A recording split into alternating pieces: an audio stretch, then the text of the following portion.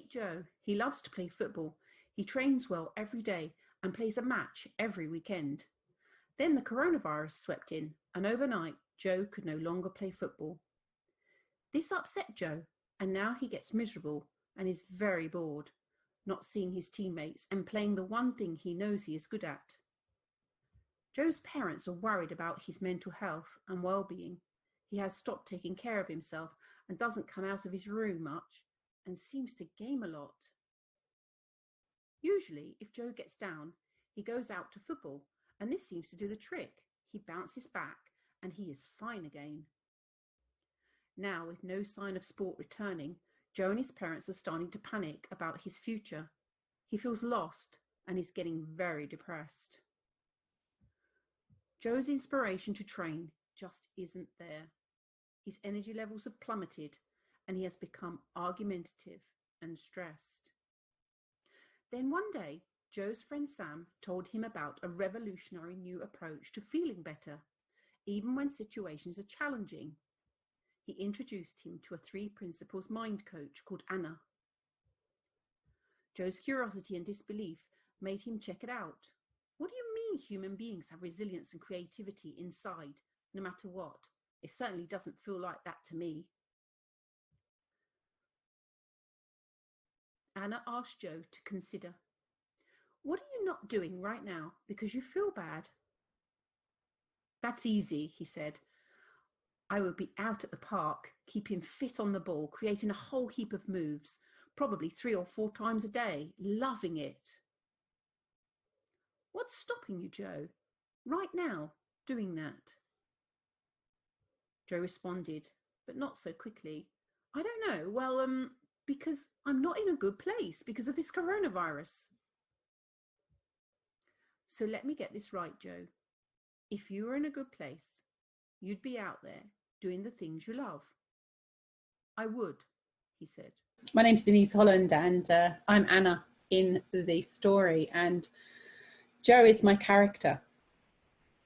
So here I'm helping him to understand what's going on in the human operating system such that he can actually get on and do the things that he wants to do.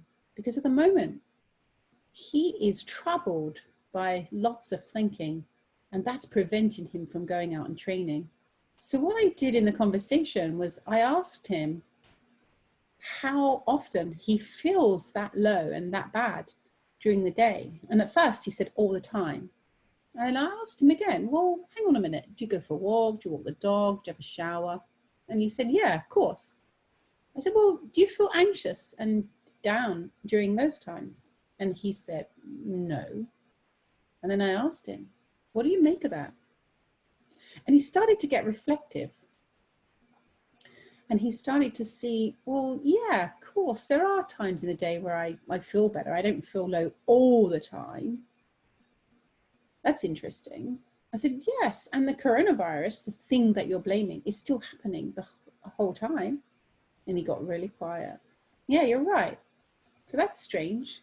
I'm blaming the coronavirus and the pandemic for the way I feel. And what you're saying is that I don't need to do that. So I suggested to Joe to let's slow down right here. Let's really have a look at that, because we are having an experience and it's given us these low feelings of stress and anxiety, and we're not doing the things we really want to do. We really want to get out there and play football. And we feel that it's totally justified not to do that because we feel bad. And we innocently believe that we feel bad because of something out there, the coronavirus, the situation, the circumstance. And what I was helping Joe to see is that we feel bad because we are entertaining bad thinking. So we don't have a circumstance or situation problem. We have a thinking problem. I'm not asking Joe to manage or control or change his thinking. I'm just asking him, pointing him to see, well, how does that work? What's the nature of something? What's the nature of thought? And then I said to Joe, well, consider when we lose a match, We feel frustrated or we feel disappointed in our performance or that of our teammates. And then around tea time, it's gone. And it looks like it has something to do with time. What if it doesn't? And in the same way, the euphoria of the match when we've won, and you know what? By tea time, it's different. And it's kind of worn off. That's what we say. But what's really going on there? And what it points to is the truth about the fact that human beings only ever feel the thinking they're engaging in. They don't have a direct experience of the world, a direct experience of the situation. It just looks like we do. And then we feel justified to blame that for the way we feel. So what I do is I help people to see two things: the nature of their experience, and that it's coming entirely through you, and that it's not inevitable given the situation, because it changes. And if it changes, it's not so solid, and you're not stuck with it.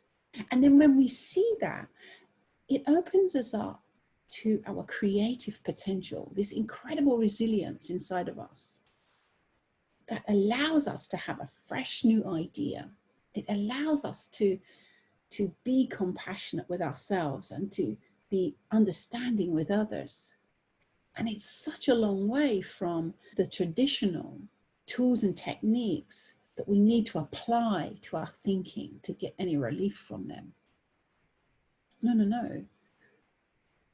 There is something way better than that. And it's the most invisible, I'd say, performance variable ever, is how is your reality working? What's the truth of that? And then what's behind it? And you know what? It gives people hope. If this resonates with you and you'd like to learn more about it, get in touch. Denise at class-performance.com.